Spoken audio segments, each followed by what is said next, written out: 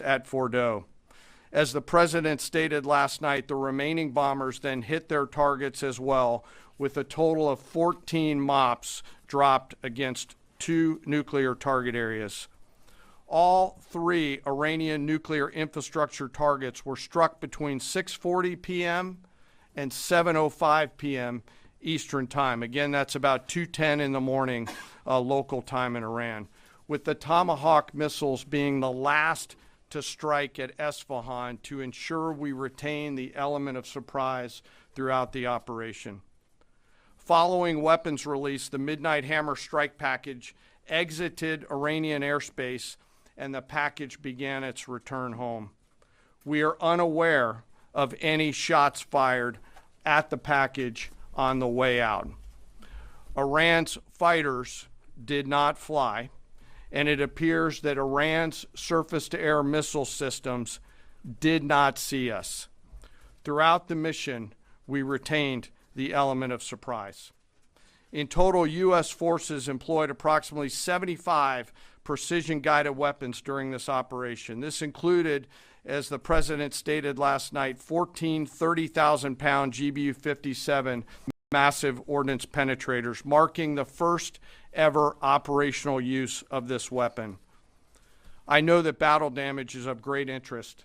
Final battle damage will take some time, but initial battle damage assessments indicate that all 3 sites sustained extremely severe damage and destruction. More than 125 U.S. aircraft participated in this mission, including B-2 stealth bombers, multiple flights of 4th and 5th generation fighters, dozens and dozens of air refueling tankers, a guided missile submarine, and a full array of intelligence, surveillance, and reconnaissance aircraft, as well as hundreds of maintenance and operational professionals. As the Secretary said, this was the largest B-2 operational strike in U.S. history and the second longest B-2 mission ever flown, exceeded only by those in the days following 9/11. Well prior to the strike, General Kurilla elevated force protection measures across the region, especially in Iraq, Syria, and the Gulf. Our forces remain on high alert and are fully postured to respond to any Iranian retaliation or proxy attacks, which would be an incredibly poor choice. We will defend ourselves. The safety of our service members and civilians remains our highest priority. This mission demonstrates the unmatched reach, coordination, and capability of the United States military. In just a matter of weeks, this went from strategic planning to global execution.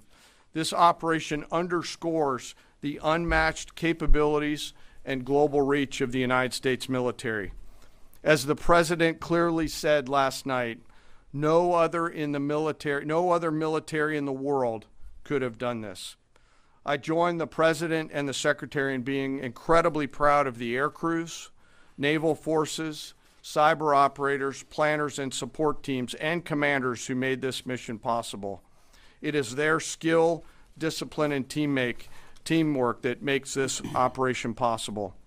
I am particularly proud of our discipline related to operational security, something that was of great concern to the President, the Secretary, General Kurilla, and me, and we will continue to focus on this. As we stand here this morning, many assets are still airborne, and we have hundreds deployed. I ask that we keep our warfighters on their way home and our deployed service member in our thoughts. Our joint force remains ready to defend the United States, our troops, and our interests in the region. Thank you very much.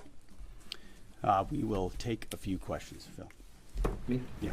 So, is regime change off the table, Mr. Secretary?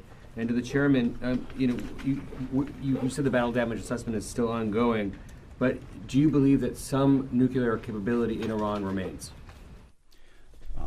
This mission was not and has not been about regime change. The president authorized a precision operation to neutralize the threats to our national interests posed by the Iranian nuclear program and the collective self-defense of our troops and our ally Israel.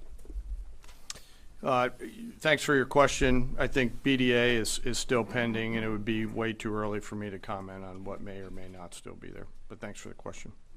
Green. No, behind you. Excuse me, Mr. Secretary, can you tell me, was there a particular moment when the president decided to pull the trigger on this operation where he said, now, rather than being, something in the holster, now we're going to pull the trigger on it? I would just say, having the opportunity to witness his leadership, he was fully committed to the peace process, wanted a negotiated outcome, gave Iran every single opportunity, and unfortunately was met by stonewalling, which is why he gave them plenty of time to continue to come to the table and give up enrichment, give up the nuclear program. But there was I won't say the particular moment, there was certainly a moment in time where he realized that it had to be a certain action taken in order to minimize the threat to us and our troops. Yeah. General, you say that General Kurilla increased force protection in Iraq, Syria, and Gulf, in those areas. Were they given any advance warning the attacks were coming? And also, Mr. Secretary, when were congressional leaders notified? How long before the attacks took place? Sir, to your first question, the risk has clearly been rising over the last few weeks in the region. Based on that, and not a particular awareness of this operation, we've made smart decisions to minimize the risk to U.S. forces in the region. So they were given no advance warning? No, sir. In congressional? They were notified after the planes were safely out. Well, we complied with the notification requirements of the War Powers Act. After the attacks, they were notified? They were immediately thereafter. Yes. Thank you, Secretary.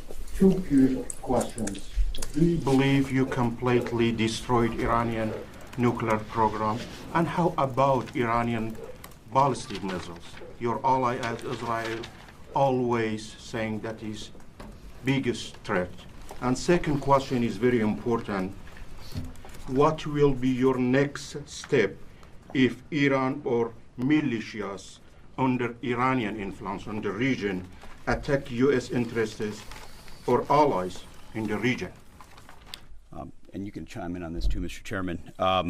The battle damage assessment is ongoing, but our initial assessment, as the chairman said, is that all of our precision munitions struck where we wanted them to strike and had the desired effect.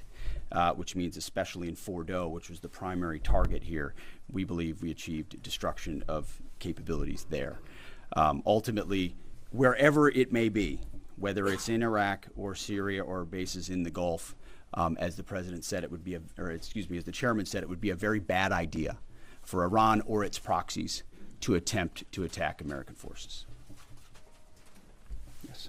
Thank you, Mr. Secretary. Regarding retaliations, Iran and North Korea are cooperating on nuclear and missile development.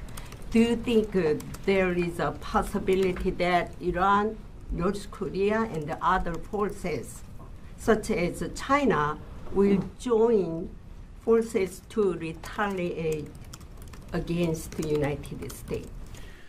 Well, unfortunately, because of the policies under the previous administration, we drove those countries together.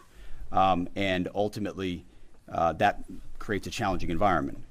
For this particular operation, the focus is on Iran and Iranian nuclear capabilities. That's our focus here, is to not just say that they can't have, but President Trump has said from over 20 years, frankly, Iran cannot have a nuclear weapon. And ultimately, he decided this is the moment, given their stonewalling, when direct military action had to be taken to prevent that from happening.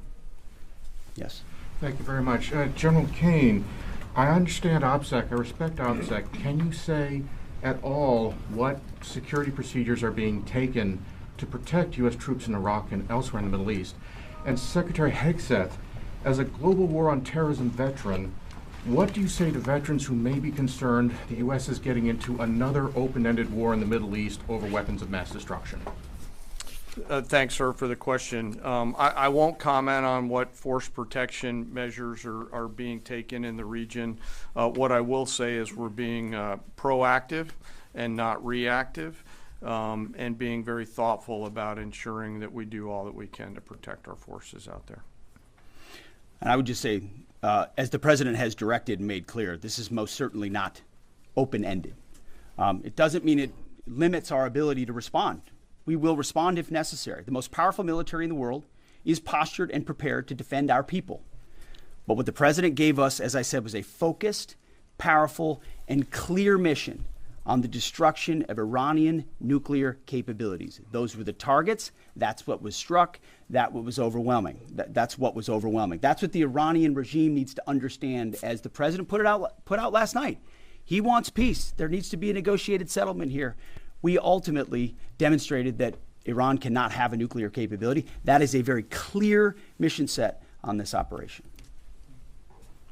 Yes, hold on. Yes, right there. Thank you, Mr. Secretary.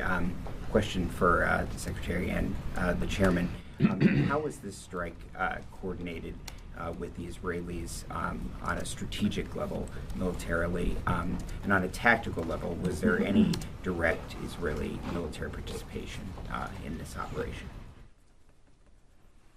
Well, I would say certainly Israel had an incredible military success, especially at the beginning and ongoing, in degrading Iranian capabilities, in degrading Iranian launchers, MRBMs.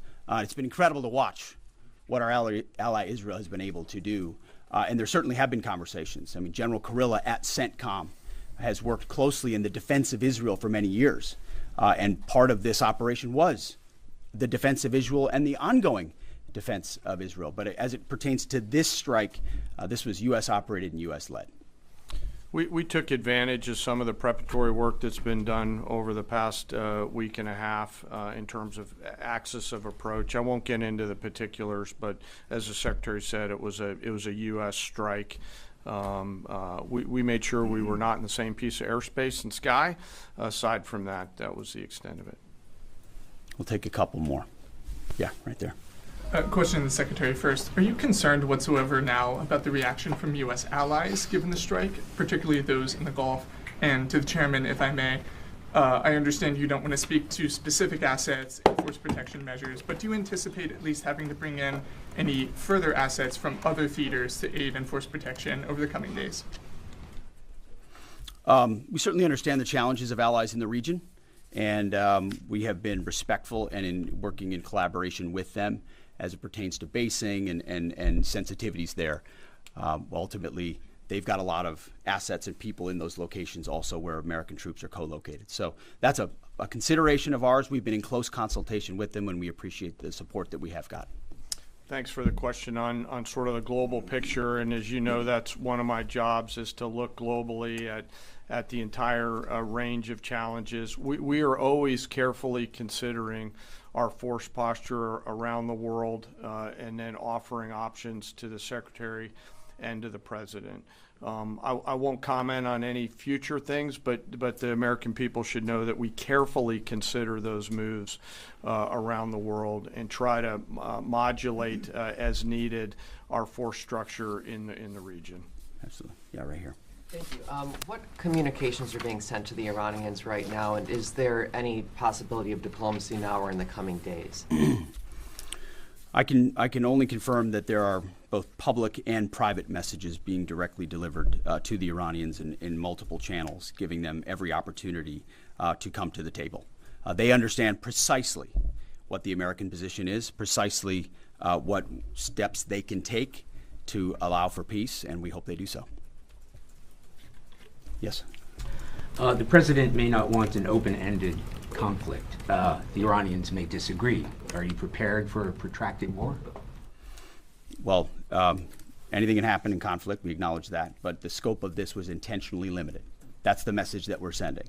With the capabilities of the American military, nearly unlimited. So Iran, in that sense, has a choice. But we've made it very clear to them, this is nuclear sites, this is nuclear capabilities, this is the line that the president set, and we set that back. Now is the time to come forward for peace. But I think one of the takeaways from this as well is the unprecedented level of ongoing cooperation. I can't speak highly enough of the chairman and his staff and General Kurilla in CENTCOM, what they've done to look around the corner, to pre-position, to understand how an operation like this comes together. The scope and scale of what occurred last night would take the breath away of almost any American if you had an opportunity to watch it in real time. And I think Tehran is certainly calculating the reality that planes flew from the middle of America in Missouri overnight, completely undetected over 3 of their most highly sensitive sites, and we were able to destroy nuclear capabilities. And our boys in those bombers are on their way home right now.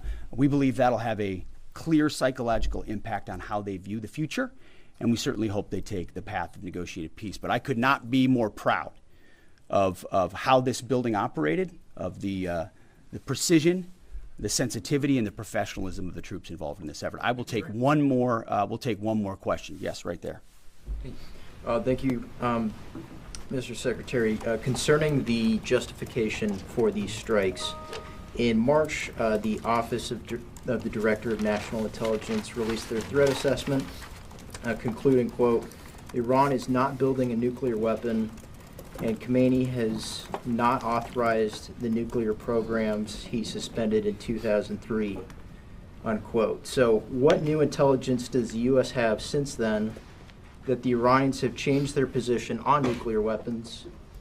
And does this new intelligence come from U.S. sources and methods, or are we getting this information from other countries? Well, I would just simply say that the president's made it very clear. He's looked at all of this, all of the intelligence, all of the information, and come to the conclusion that the Iranian nuclear program is a threat, and was willing to take this precision operation to neutralize that threat in order to advance American national interests, reduce the Iranian nuclear program, and obviously collective self-defense of ourselves and our allies. So he looked at all of it, understood the nature of the threat, and took bold action I think the American people would expect in a commander-in-chief. That's all we've got. Thank you very much. Appreciate it. Mr. Chairman. Thank you. Mr. Chairman, do you have any of the WC-135s up to check the radioactive material in the atmosphere?